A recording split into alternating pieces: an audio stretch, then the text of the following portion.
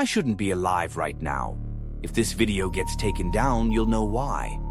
Don't bother refreshing. Don't bother searching mirrors or re-uploads.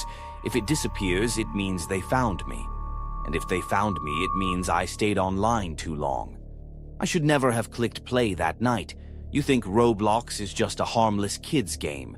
Bright colors, silly avatars, blocky worlds built out of imagination. That's what I thought too. A safe little escape, a nostalgic refuge. But sometimes the safest masks hide the deepest rot. And what I stumbled onto, it wasn't a game. It was something alive. Even now, whispering this into a mic in the dead of night, I can feel it listening. Like the server never truly shut down. Like my words are being fed into a chat log somewhere, and someone or something is watching, waiting for me to slip up. I know how insane that sounds. Believe me, I wish I could laugh it off too. Just another internet ghost story, right? Just another creepy pasta to keep you up at night. But I've seen what happens when you stop laughing, when curiosity carries you past the point of no return. There's a reason I can't show you the raw files. The screenshots were corrupted the moment I tried to save them. The recordings wouldn't export, only static, only fragments. And the ones I did manage to upload, they vanished, scrubbed clean as if the platform itself wanted to protect something, or protect you. But you came here to know the truth, didn't you?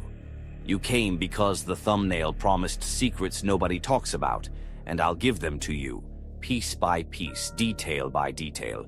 Not because I want to, but because I need to.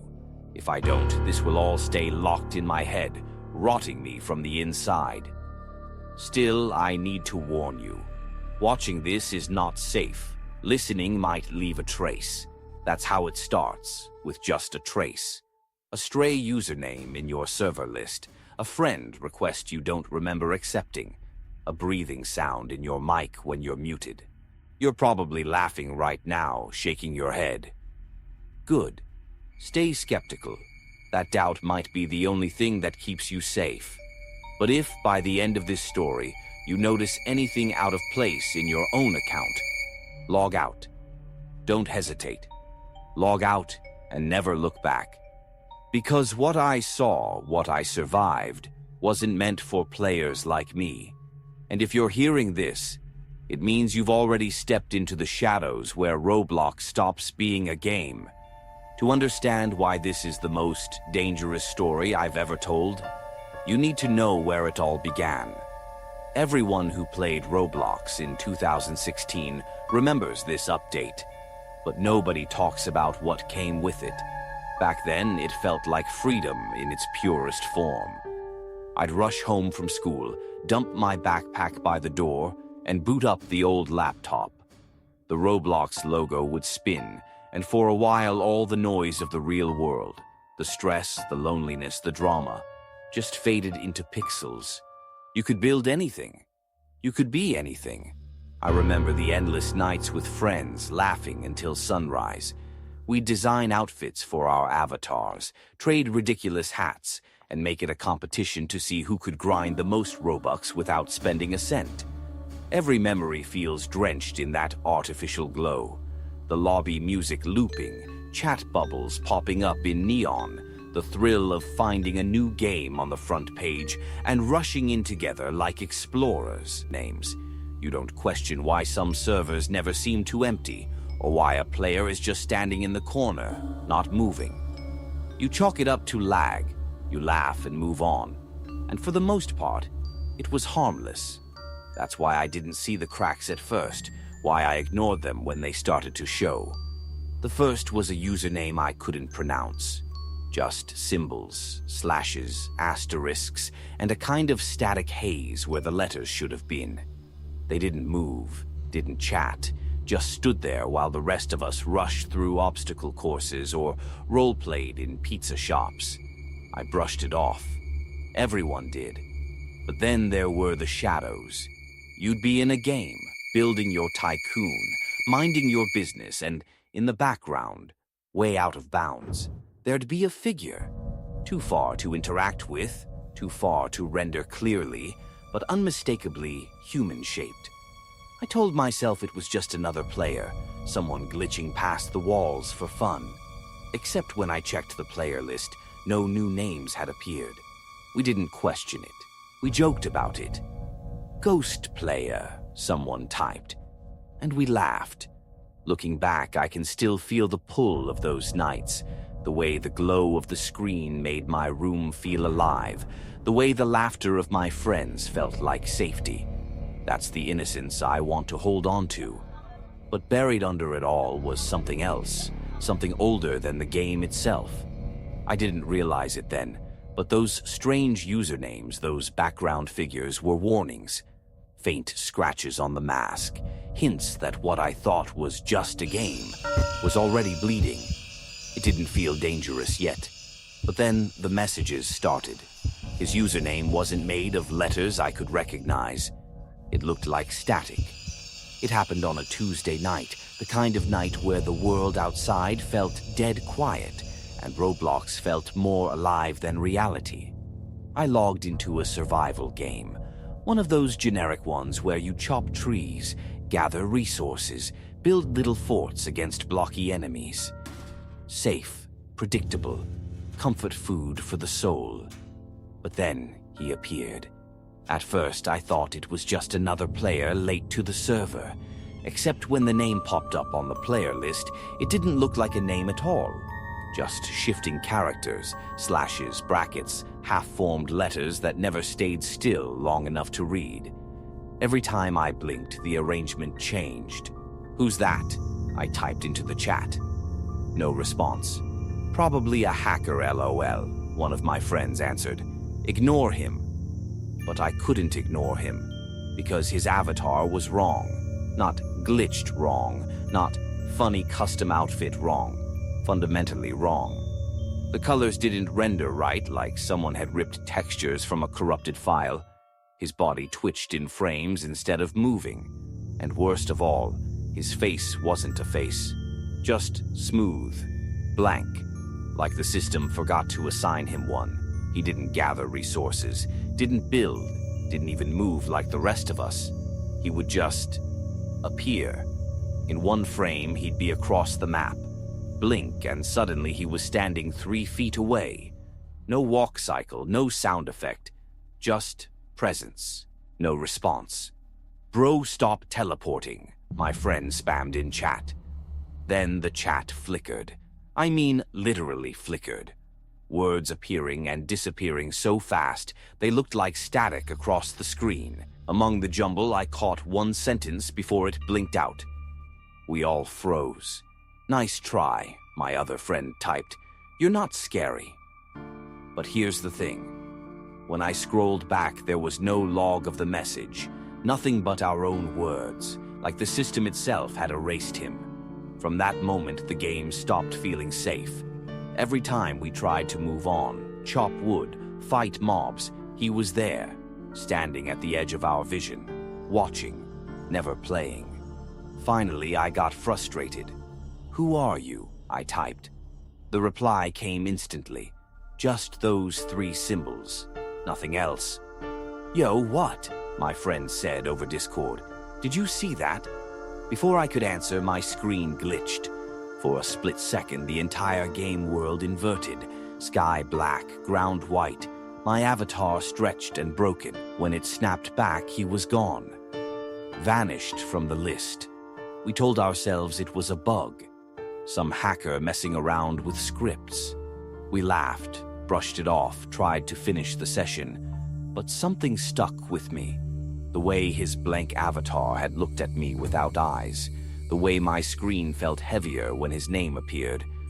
I was ready to forget about it. Until the next morning. When I logged into Roblox, there was a new message waiting. Not in the group chat. Not from any friend I knew. A direct DM from him. And the words he sent made my blood run cold. I thought it was just another obby. Until I saw my own house. The message, the one that said, "You shouldn't be here," wasn't the end. It was the beginning. When I clicked the sender's profile, everything looked empty. No friends, no creations, no description. But buried in the activity feed was something I had never seen before. A link to a game with no thumbnail, no title, just a string of numbers. At first, I figured it was a broken link, but when I clicked it, Roblox loaded. And what popped up on my screen was a server called 6xx. I swear to you, it wasn't on the public list. I searched. Nothing. Tried the URL in another browser. Nothing. It only existed through his profile. Of course, I couldn't resist. "Yo guys," I said into Discord, "check this out." I dropped the link, half expecting them to laugh at me for falling for a troll, but one by one they joined. At first, it looked harmless. Just another obby map. Floating platforms, a cartoon skybox, that familiar bright green baseplate stretching out forever. But something felt off. The textures were outdated, like old Roblox assets that shouldn't even exist anymore. The music looped wrong, stuttering in places, like someone had stitched it together from memory. We started laughing, joking about how cursed it felt. "Bro, what is this? A creepypasta roleplay server?" one of my friends said. But the laughter stopped when I noticed something in the distance. A blocky structure, rectangular, beige, with dark blue windows. I zoomed in. My stomach dropped. It was my house. Not a Roblox recreation. My house. Right down to the crooked gutter I'd broken when I was a kid. Right down to the way the curtains in my bedroom window always hung uneven. Guys?" I whispered. "What? That's my place." They didn't believe me. They laughed, until we kept walking, and one of my friends froze. No way. We turned. There it was. His street, his gas station at the corner, his school. We laughed again, but this time it was nervous, shaky. We tried to convince ourselves it was some insane coincidence. Maybe a dev had recreated our town. Maybe we'd stumbled onto some abandoned map project. But then we started noticing the details. Too many details. Streetlights in the exact places they should have been. Storefronts with the same flickering neon signs we saw every day walking home. Even the pothole in the road. The same pothole my bike tire had gotten stuck in a year earlier. We laughed about it until we realized the server knew things we'd never told anyone. I remember the silence in Discord when one of my friends said, "Wait, look at that." We turned. There was a playground, swings, slide, sandbox. Only the sandbox was filled with something dark red, and above the swings, where the texture should have been metal, there was only static. The longer we looked, the more wrong everything felt. Houses where they didn't belong. Roads that led nowhere. And then, the avatars. Blocky figures, frozen mid-step. Not NPCs, not bots, just still. Their usernames were scrambled strings like the one I'd seen before. And no matter where we moved, they seemed to turn toward us. Their blank faces locked in our direction. "Yo, let's leave," one of my friends whispered. But none of us did. Because curiosity is stronger than fear, especially when you're kids. We kept pushing forward, deeper into the server. That's when we found the door. It shouldn't have been there. A plain black rectangle at the end of a cul-de-sac that didn't exist in real life. Above it, text flickered in and out, too garbled to read. "Bet it's a secret room," one of my friends joked. "Don't," I said. My voice cracked, but he walked through anyway, and for a moment his avatar just stood there, frozen. Guys," he said through Discord, "my screen's black." We thought he was trolling, until he disconnected. Just gone. His avatar disappeared. The player list updated. His name wiped. We spammed his phone. No answer. We refreshed Discord. Offline. And then the door slammed shut. We stood there in silence, our avatars huddled together on a street that looked too much like home. The skybox flickered, turning from blue to a sickly red. And when I turned the camera around, I saw him again. The faceless one, standing in the distance. That was the last night any of us laughed while playing. The Descent. Avatars that don't log out. If you check your friend list right now, you might see it too. Back then, we tried to bury what happened on server 66. We told ourselves it was just a modded map, some deep-cut experiment we weren't meant to find. But you can't really bury something that follows you, because that's what it did. At first, it was subtle. I'd log into Roblox and I'd see my friends' avatars online, even when I knew they weren't. I'd call them on Discord and they'd pick up, groggy or distracted, swearing they weren't playing. Yet, there was their avatar, moving around in some random server, chatting with strangers, grinding resources like everything was normal. "Bro, that's not me," one of them told me. "I'm literally watching Netflix right now." I didn't believe him, until it happened to me. I logged off one night, shut my laptop, went to bed, and woke up the next morning to a dozen missed messages. My friends were spamming me. "Why are you still online, dude? It says you were in Murder Mystery 2 all night. You weren't answering in chat, WTF." When I checked, they were right. My account history showed 8 straight hours in servers I hadn't joined. One of them even swore they'd talk to me. "He was answering me, man," my friend insisted. "He was typing like it was you." But it wasn't. That's when the screenshots started. People on forums and subreddits posting images of avatars with their usernames, standing in places they'd never visited, wearing items they didn't own. The faces were always a little wrong. Eyes too far apart, mouths stretched into static grins, proportions twisted like broken toys. The scariest part? The conversations. One post showed a chat log between a player and his own avatar. The double had responded to everything he said, but the replies were just off. Like an AI trying to mimic speech, but not quite understanding tone. Short, clipped sentences, wrong grammar, phrases no human would choose.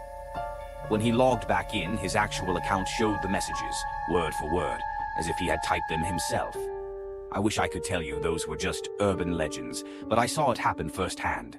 One night, I got a DM from a friend asking me why I was trolling him in a server.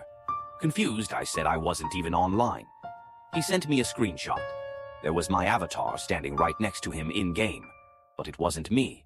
The proportions were warped, my skin darker than usual, my favorite hat twisted sideways, and the username, my username, had an extra character at the end, almost invisible. A tiny dash like it had been cloned. He swore it was talking to him too, saying things I didn't even understand. That's when I realized, sometimes I think I'm not the only one logged into my account. People started whispering about lost accounts, stories of players who logged in one day only to find themselves locked out forever. Their avatars stayed active, but the real owners never got back in. No password resets, no email recovery, just silence. It was like the accounts had been absorbed, repurposed, and the testimonies. God, the testimonies. I collected them like fragments, trying to piece together a pattern. One kid said he saw his own avatar building in a game he never joined, stacking blocks into the shape of his real-life bedroom. Another swore that after logging out, his account continued sending friend requests to strangers all night. Dozens of them, until his list was filled with blank, faceless profiles. Screenshots circulated, but they never lasted long. Uploads vanished, threads got locked. The excuse was always moderation, but we knew better. It felt like something or someone was scrubbing the evidence. I saved what I could. Corrupted files, half-pixelated avatars, chat logs that ended mid-sentence. None of it made sense, but it all pointed to the same truth. The game wasn't empty when we logged out. Something else was logging in. And the worst part? Nobody outside our little circle seemed to care. Whenever I brought it up, people brushed it off as creepypasta. Just the Roblox Herobrine. A joke. But it wasn't a joke when I saw my avatar standing in a game alone at 3 in the morning. Not when I watched its head slowly turn toward the camera, even though I wasn't playing. And then came the night we decided to test it. The test, crossing the line. We thought we were controlling the game, but it was controlling us. It started, as these things always do, with a dare. After weeks of whispering about avatars that don't log out, collecting screenshots and piecing together fragments of rumors, we decided we needed proof. Real proof. Not blurry captures or vanishing posts, something undeniable. So we picked a night. Midnight. Just us, our headsets, and that hidden server we swore we'd never touch again. The air felt different that night. Heavy. The kind of silence where you can hear the hum of your computer fans, every mouse click echoing like a warning. When the invite link appeared in our chat, nobody admitted to sending it. We all just stared at the blinking cursor, waiting for someone else to chicken out. "Don't do this, man," Jordan whispered through his mic. He was the cautious one, always the first to log off when things got too weird. But then Casey laughed, trying to cover his nerves. "Come on, it's just code. What's the worst that could happen? We'll get kicked or banned. Big deal." We all knew that wasn't true. Still, one by one, the server loaded. At first glance, it looked empty. No music, no spawn area, just a flat plane of gray stretching forever. We thought maybe it was broken. But then the floor beneath our avatars shifted. A slow ripple, like the polygons themselves were breathing. "Okay, that's not normal," Jordan muttered. We walked. For minutes, maybe hours. It was hard to tell. The grayness folded into corridors, walls materializing around us until it felt less like a Roblox map and more like a maze. Our footsteps echoed louder than they should have. Every turn looked the same, but somehow we knew we were being funneled deeper. And then we found it. The door. It wasn't fancy, just a blocky rectangle of darker gray, but there was something about it that made us stop cold. Our avatars stood frozen in front of it, and none of us typed. None of us moved. It was like the game wanted us there, waiting. Casey finally broke the silence. "We going in? Or what?" "No," Jordan snapped. "This is the line. You feel that? That's the line we don't cross." I wish we had listened. I wish we had stopped at that door. Instead, we argued. Back and forth, voices overlapping in the static of our mics. I could hear someone's breathing hard in the background, maybe mine, maybe not. And while we fought, the door began to change. Symbols appeared across its surface, jagged shapes that flickered like static. They weren't letters, not in any language I knew, but looking at them made my stomach twist. "That's a script," Casey said, voice shaking now. "Like a ritual, it's waiting for input." And he was right. The chat box at the bottom of the screen popped open on its own, the cursor blinking. We should have logged out. But curiosity is a trap. "Type something," Casey whispered. "Nah, don't," Jordan shot back. "That's not the game anymore." But my fingers were already moving. Not because I wanted them to, but because it felt like the game was guiding me. Letters I didn't recognize spilled across the chat box, shapes that hurt to look at. And then, all at once, every one of us typed the same thing. Perfectly synchronized. "Open." The door shuddered. A sound tore through our headsets, low and guttural, like code trying to imitate a growl. It swung open. Inside was darkness. Total, crushing black that seemed to swallow the light of our avatars. But deeper in, we saw them. Shapes. Dozens of blocky figures standing motionless, lined up in rows like they were waiting for us. Their faces were blank. No eyes, no mouths, just smooth ovals of skin. And yet, when we stepped inside, every single head turned in perfect unison. We froze. Nobody spoke. Nobody typed. Then, one by one, the figures began to scream. Not text in chat. Not some distorted sound effect. Real blood-curdling screams blasting through our headsets, loud enough to make us rip them off. That was the last thing I remember before my screen cut to black. The revelation. Roblox wasn't built for us. This was never a children's game. It was always a mask. I know that sounds insane, but you have to understand. After that night with the door, after the screams, I couldn't just let it go. My friends tried. Jordan deleted his account. Casey swore off Roblox entirely. But me? I couldn't stop digging. Because I knew there was something beneath all of it, something buried in the bones of the game itself. What I found wasn't meant for us. It started small. Google searches, late-night forum dives. Most of what I found was garbage. Creepypasta retellings, Roblox ghost stories, kids making up urban legends. But buried between the junk, there were threads. Threads that didn't stay online for long. I remember one post, archived on some forgotten wiki. The text was half-corrupted, the images broken, but I could still make out the headline. Roblox wasn't built for players. The comments were worse. One user claimed early dev builds weren't just games, they were tests. Environments seeded with behavioral traps, mazes designed to monitor how players navigated fear and confusion. Someone else mentioned a Layer 0, a backend that never appeared in patch notes, but devs whispered about it on forums. I thought it was just conspiracy. Until I found the fragments. See, Roblox used to have an open developer forum.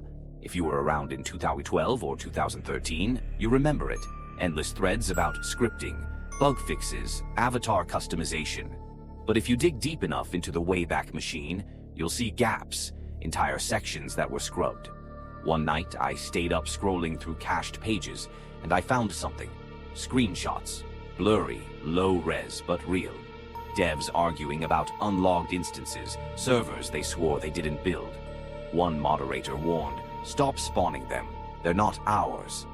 The thread was deleted less than a week later, and it didn't stop there. I found whispers about something called Project Alice.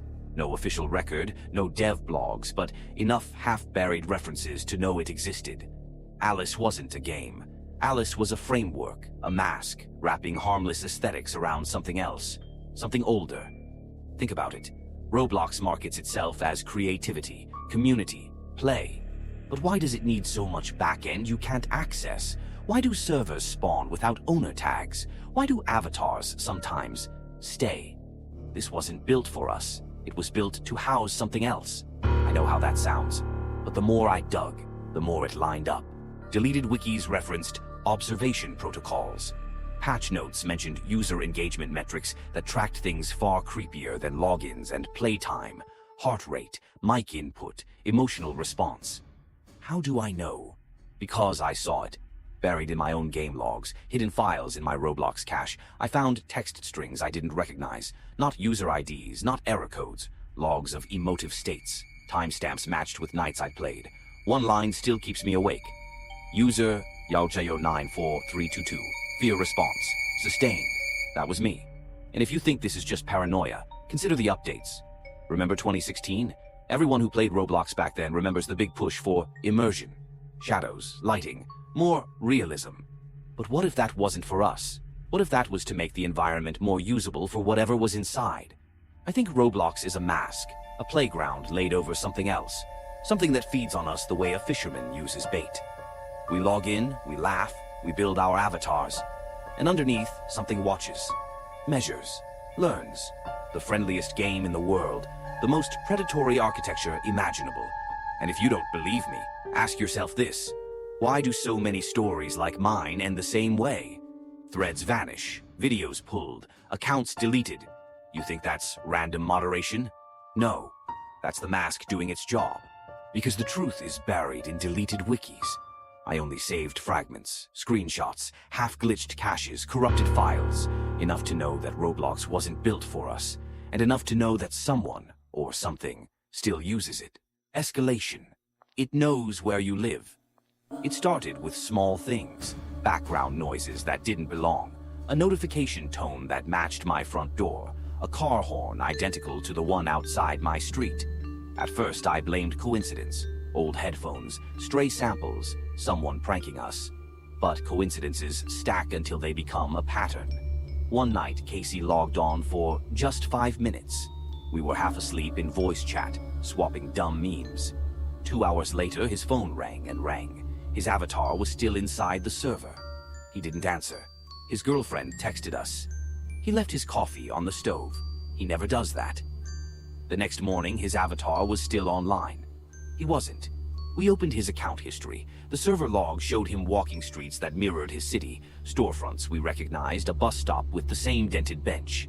Then we found an audio clip. 3 seconds of breathing. Not a sample. Real breaths layered with the tinny ring of his apartment buzzer and, faintly, our Discord laughter from months before. 3 seconds that mapped his life. How is that possible? Jordan whispered. The disappearances widened. Players posted screenshots of maps with coordinates, clips of their own ringtones playing in town squares, billboards showing their handwriting. Tech forums offered explanations, data leakage, API exploits, but those didn't explain the personalization. These in-game objects weren't random. They were private things. A family photo on a pixel wall, a pothole in a road that matched someone's commute. Videos surfaced of avatars standing in renderings of real rooms, kitchens with the same chipped mug, bedrooms with the same curtain pattern. Layered beneath the game ambiance were real-life sounds, a TV hum, a dog whine, a muffled phone call. These were not generic assets. They were slices of people's homes, stitched into maps with uncanny fidelity. I replayed Casey's breathing clip until the rhythm lodged in my chest. Slowed down, a high-frequency chitter resolved into a string of usernames, the names of players from our circle, names of people who were now offline. It felt like a roll call. We tried to trace it. We traced IPs the way you're taught in hack forums, compared timestamps, tried to correlate server IDs with upload times. For a while, we thought we might find a dev server or a compromised CDN. Instead, we found patches, gaps in logs, and accounts that had been sanitized. Someone, or something, was erasing tracks as fast as we found them. The official channels were useless. Support sent generic responses about moderation. A lawyer-minded friend suggested contacting the platform for a formal investigation, but every request we made resulted in locked tickets and deleted threads. The evidence disappeared sometimes while we watched. A screenshot would load, and then a minute later it would be gone. Removed by moderators, by policy, or by some force that wanted the file purged. Check your mic settings. If you hear breathing when you're muted, it's already too late. Phones started behaving like secondary monitors for the server. My notifications would blink with messages I never received. Photos would appear that I didn't take, captured from angles I didn't know existed. One night, my lock screen lit up with a screenshot of my own bed, taken from a vantage point over my shoulder. No camera in my room could have captured that shot. We lost Casey and other faces. Some accounts returned, altered, names mangled, friend lists filled with scrambled handles, inventories emptied. Others simply remained offline forever, their profile pictures replaced with empty placeholders. Rumors of harvested accounts spread through niche forums. People speculated about scraping and targeted social engineering, but the personal accuracy suggested something else, a system that was building dossiers. It wasn't just data theft, it felt intentional, like a slow excavation of lives. Every artifact added to a cache, a ringtone here, a pothole there, a breathing clip tucked into a map with my name in the metadata. The more personalized the spoils, the more confident the system seemed to be, like it was marking us. We tried to stay rational. We argued about motives, about whether this was some elaborate hack for sale on dark corners of the web. Then someone posted a video of their avatar walking into a virtual living room and hearing their own mother humming in the background, the exact melody her mother hummed while making dinner. It wasn't a coincidence anymore. It was a pattern with teeth. Online, a few brave souls tried to document it, screenshots saved in private drives, threads behind paywalls. We kept fragments, a deleted wiki entry, an old dev post rescued from cache, handful of corrupted audio files. Those shards kept me awake, nagging that we were really inside something bigger. Losing Casey tore through whatever skepticism remained. Curiosity curdled into duty. I stopped sleeping. I stopped laughing at the posts. Every notification felt like a fingerprint left on my skin. The confession. Why I shouldn't be alive.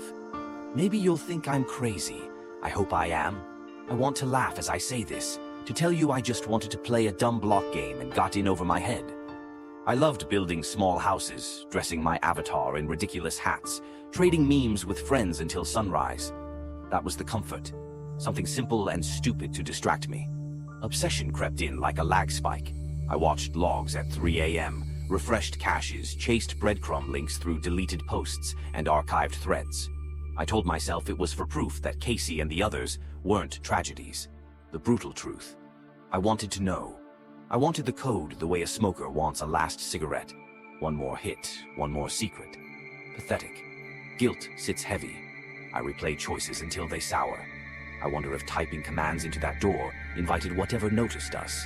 If I had closed my laptop that night, maybe Casey would still be at his coffee, Jordan still cautious, and this would have stayed a rumor on a forum. I keep a file titled Do Not Forget. Not to relive the fear I remember too well, but to keep the names human. I write them, stare until my hands shake. It's a small ritual that does something. I don't know what, but it is better than staring at corrupted screenshots until my eyes water. I am not righteous. I am not heroic. I am someone who let curiosity become cartography, mapping a place that should have remained blank. I am terrified of those maps. So why risk everything to tell you? Because silence feels like permission. Because if something hides inside a platform called community, warning someone is a moral act, however small. Because you deserve to see the cracks before you step in. So listen, I know this sounds performative, another midnight storyteller fishing for clicks. I checked view counts too. Selfish, yes. But this isn't for clout anymore. It's survival. Every comment, every tip someone posts might save a person. I'm sharing fragments, not to scare for views, but because distributed knowledge gives us a fighting chance against whatever this is. Please, if you notice anything odd in your account after hearing this, take it seriously and act. Don't shrug it off. Please. But if you're still here, then you deserve to know how this ends. The ending. The cycle never stops. If you see me online after tonight, don't join my game. Because I've realized something I should have seen from the beginning. Telling this story doesn't break the cycle. It feeds it. Every word I type, every detail I share, spreads its reach just a little further. Think about it. How many times have you watched a video like this, thinking you were safe because it was just someone else's nightmare? But here's the truth. The cycle survives on attention, on memory. The moment you know about it, it knows about you. And if this video disappears tomorrow, don't ask why. Don't message me. Don't dig for re-uploads. That's how it spreads. Fragments, reposts, whispers on forums. That's how it finds new players to pull in. I wanted this to be a warning. Maybe it still is. But deep down, I think I already crossed the line when I hit record. And now you've crossed it too. So when you open Roblox, check your friends list. If you see a blank avatar with no face, standing still but somehow breathing in your headphones, don't click, don't message, don't join, because what was once just a game is now an infection. And the only reason I'm still here is because the cycle hasn't closed yet. But it will. See you in the server.